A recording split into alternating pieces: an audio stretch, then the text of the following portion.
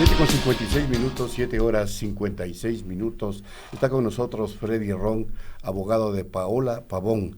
¿Qué acciones legales se van a tomar tras las medidas cautelares de la Comisión Interamericana de Derechos Humanos? Y hay un hecho que está preocupando, digamos, a los electores de Paola Pavón, el caso legal de su permanencia en la prefectura de Pichincha. ¿Cómo está incidiendo entonces las medidas cautelares que eventualmente se puedan tomar y la situación legal de la prefecta? Bienvenido abogado. Bueno, primeramente muy buenos días. Debo indicar que el día de ayer hicimos una solicitud de la audiencia de revocatoria a la prisión preventiva ante la jueza de fuero, que en este caso es la presidenta de la Corte Provincial de Pichincha. Sobre la revocatoria consideramos, de acuerdo a los elementos y los indicios que han podido ya plasmarse en las medidas cautelares que otorgó la CIDH, primero que estamos hablando que existiría pues 3 derechos que en este caso de alguna forma están siendo lesionados de acuerdo a lo que indica la Comisión Interamericana de Derechos Humanos. El primero, el derecho a la libertad, que existe efectivamente a favor de la doctora Pavón, que es un derecho de prima fase, igualmente el derecho a la vida, y como tercer punto el derecho de los electores que votaron por la doctora Paola Pavón. Esos 3 aspectos son primordiales para nosotros poder tener un sustento de la audiencia de revocatoria a la prisión preventiva que ya ha sido solicitada. Sobre este punto vamos a hacer énfasis sobre el principio de transversalidad y asimismo sobre el principio de régimen jurisdiccional de acuerdo al artículo 172 de la Constitución y asimismo sobre el principio de convencionalidad. Es decir, que los jueces tienen que adecuar su conducta de acuerdo a la administración de justicia con respecto a todas las resoluciones establecidas por parte de la Comisión Interamericana de Derechos Humanos y por la Corte Interamericana de Derechos Humanos. Tanto el corpus juris que existe dentro de estas dentro de la Comisión como de la Corte y asimismo sobre las resoluciones que se hayan otorgado. Doctor Ron, también se analiza la presentación de una solicitud de habeas corpus, de lo que tengo entendido, y también se preveía pedir una cita con un representante del Ejecutivo, léase Cancillería. ¿Cómo va este tema? Bueno, sobre el tema del habeas corpus es un tipo de acción que no la hemos aún analizado, sino más bien la revocatoria, que vendría a ser efectivamente uno de los parámetros para poder establecer que la medida de carácter personal, en este caso la prisión preventiva, pues se han desvanecido los elementos que motivaron la misma. Más aún cuando una instancia de carácter internacional se ha podido llegar a pronunciar sobre ciertos aspectos que ya tienen un análisis muchísimo más profundo. ¿Sobre qué? Sobre la vulneración que existe bajo los principios de derecho de pro homine y además de toda la inseguridad jurídica que existió al momento de poder llegar a establecer esta medida.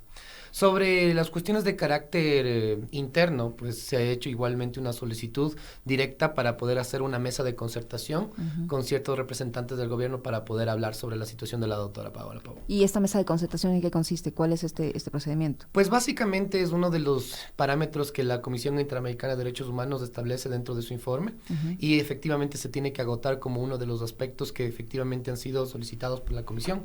Y por esta razón vamos a hacer el cabal cumplimiento de todos los elementos que han sido puestos en dicha resolución. ¿Y quiénes participan en esta mesa de concertación? Bueno, estaría el canciller de la República, igualmente un representante de la presidencia.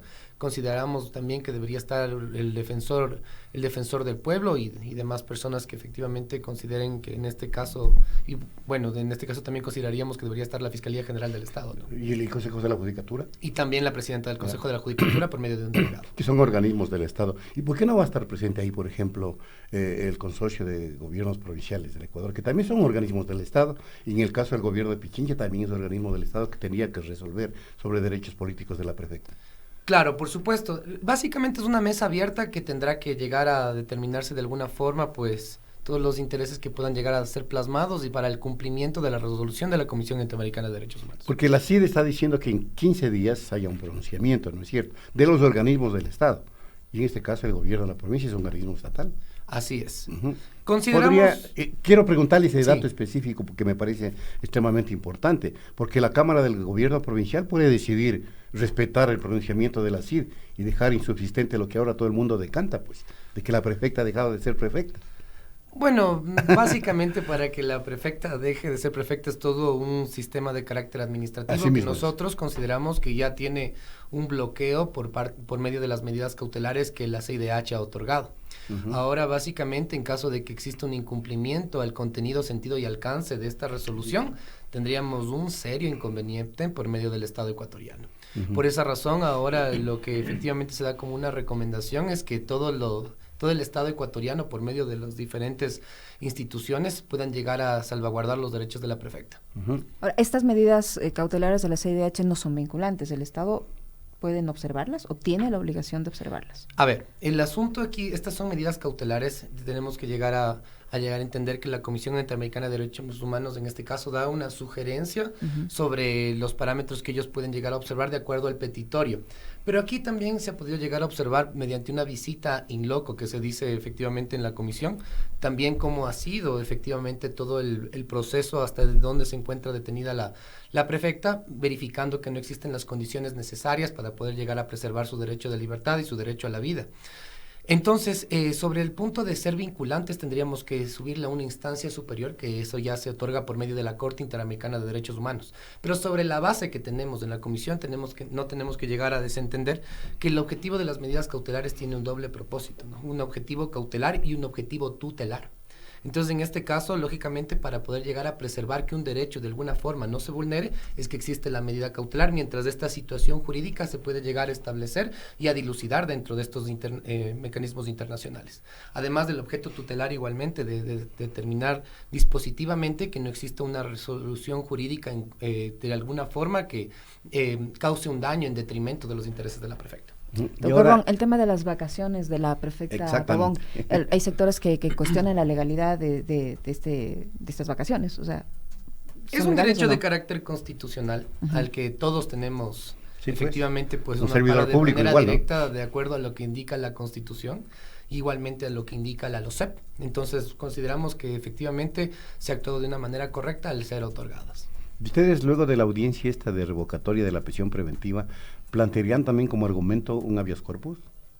Consideramos que realmente bajo el principio de convencionalidad que lo manifesté anteriormente, que los jueces al estar suscritos directamente a la Comisión Interamericana de Derechos Humanos tienen que realizar un control directo de las resoluciones, de todo el corpus juris que existe, pues consideramos y realmente apostamos todo a esta audiencia de revocatoria de la prisión preventiva, considerando que la jueza que conozca sobre este petitorio de diligencia va a actuar conforme a derecho. ¿Cuánto tiempo podría tomar que se fije una fecha para esta audiencia?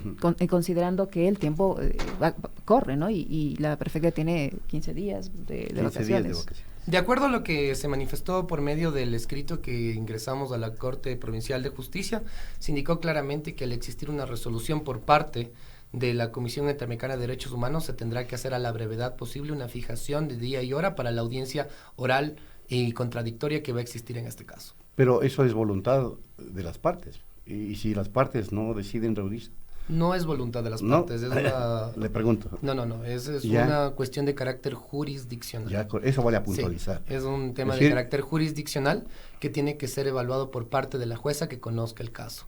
Pero lógicamente sobre una resolución, teniéndola en cuenta, debería señalarse el día y hora lo más pronto posible para poder llegar a, de alguna forma, dilucidar sobre la situación jurídica de la prefecta. Y en esta audiencia, ¿qué debería decidir la jueza en este caso? ¿Cambiarle la medida cautelar? ¿Solo levantarle la prisión preventiva sin ponerle otra medida cautelar? ¿Qué debería, cómo debería ser? Pero ¿qué aspiran ustedes, no? Así es, bueno, la revocatoria de la prisión preventiva, de acuerdo a lo que indica el parámetro legal, es que los indicios por los cuales se motivó en este caso la medida de carácter personal, pues se han desvanecido. Sobre ese punto es necesario mencionar que existen otras medidas distintas que pueden llegar a ser otorgadas por parte de la jueza para poder garantizar la comparecencia de la persona a este proceso de carácter investigativo, que podría ser la presentación periódica y la prohibición de salida del país. Lógicamente, eso es el objetivo de la defensa, hacer que la doctora Paola Pavón se defienda en libertad. Porque estamos seguros, de acuerdo al panorama investigativo, que no existe ninguna diligencia que pueda llegar a conformar de ninguna manera la adecuación de conducta de la doctora en este caso. Se va a pedir que se cambie de prisión también, porque se dice en la resolución de la CID que se afectan los derechos de seguridad de los implicados, en este caso de los 3 implicados. Vida, libertad y Ajá. en el derecho de los votantes. La doctora tiene 3 aspectos en este caso que están siendo vulnerados, Ujú. que también ha sido tomado en cuenta por parte de la Comisión Interamericana de Derechos Humanos, y sobre esa base tenemos que llegar a hacer el argumento jurídico al momento de pedir la revocatoria. ¿No se corre el riesgo que pase algo similar a lo que ocurrió con la ex asambleísta Sofía Spin, que se extiende este proceso, que después digan, qué pena, nos equivocamos, ya está inocente, le damos Pero el ya está fuera. dictamen abstentivo sobre el seguimiento, pero ya perdió el cargo? Bueno, normalmente así es como actúa la Fiscalía. Es político. Tenemos que hablar que la Fiscalía primero detiene y después investiga, cuando la regla general sería investigar y después con los elementos que sean unívocos, concordantes y precisos, podamos llegar a determinar de alguna forma que existen los elementos para tener una detención. Sin embargo, en este caso, pues consideramos que de acuerdo a todo el panorama investigativo que se ha dado, pensamos que podemos tener una revocatoria de la prisión preventiva. Y es lo que se debe hacer de forma legal. En derecho.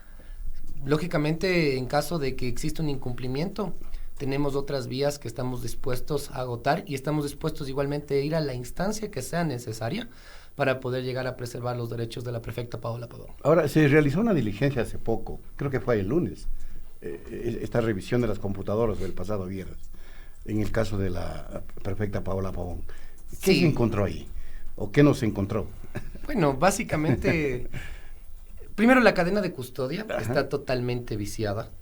Me permito decirlo, Por favor, que la explíquenos. cadena de custodia tiene un objetivo que es preservar la autenticidad y conservar igualmente todo el acervo, en este caso, de la custodia de los elementos que fueron elevados, en este caso, a la investigación. Sin embargo, la cadena de custodia, los señores agentes en ese momento le asignan con numeración, en ese momento empiezan a hacer el embalaje, hace la misma suscripción de cada uno de los elementos del propio fiscal cuando eso no se puede hacer.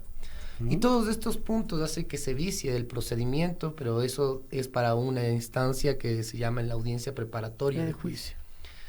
Sin embargo, de acuerdo a la conformación del delito de rebelión, no hay absolutamente nada que nos permita deducir que podría tener una participación como autora o cómplice de la doctora ¿Y Paola. las llamadas telefónicas que fueron intervenidas? Hasta el ¿Qué día pueden de ser hoy- argumentos de la Fiscalía? Hasta el día de hoy no se hace un cotejamiento de voz de acuerdo a la pericia de identidad humana y tampoco se ha hecho hasta este momento el audio y las escuchas de esto. Ujú. Es decir, no hay pruebas para ser No hay tajantes, elementos. no hay elementos. No hay elementos. Y de- cuando realizaron de convicción. el allanamiento al domicilio de la prefecta, el material que encontraron allí, ¿eso ya han podido revisar y ustedes constatar? Pero, ¿qué es lo que encontraron en la casa de la doctora Paola Pavón? Es lo que tenemos que llegar a entender. Básicamente lo que encontraron fueron un medicamento que tenía la doctora Paola Pavón y también encontraron el tema del teléfono celular, que hasta este momento no se extrae. ¿Qué otros elementos hay que puedan pretender de alguna forma vincular con el delito de rebelión? Hay un tuit, el famoso tuit, ¿El qué? un mensaje de Twitter. Un tweet, ya. Ok, pero Y ese bueno, famoso tuit Ok. sirve o no como elemento. bueno, poder llegar a mencionar por medio de un tuit una idea de carácter personal o sobre el tema de una afiliación política no es un delito. Y segundo, también para poder llegar a indicar que eso fue de acuerdo a la dirección IP de la doctora o que fue de la cuenta de la doctora Paola Pavón. Se tendría que hacer con una pericia informática. Hasta ahora no se hace.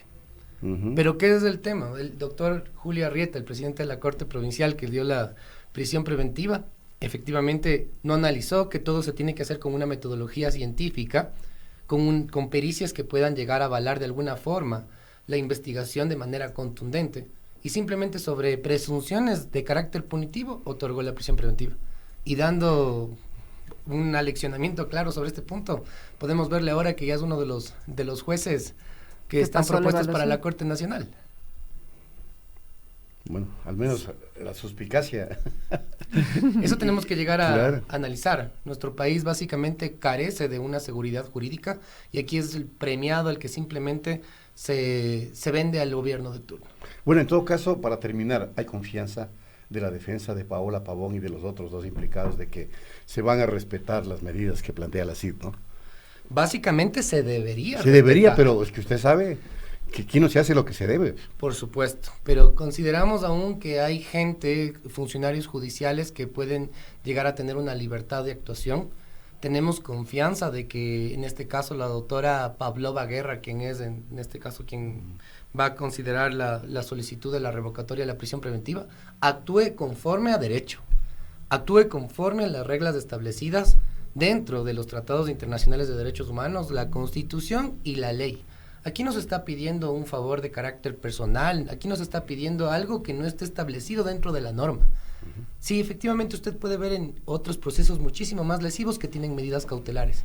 Y la prefecta de Pichincha electa le toca estar con una medida de carácter personal en su contra tan solo por presunciones de carácter punitivo que no se logran, en este caso, transparentar dentro de documentación, dentro de diligencias hasta el momento.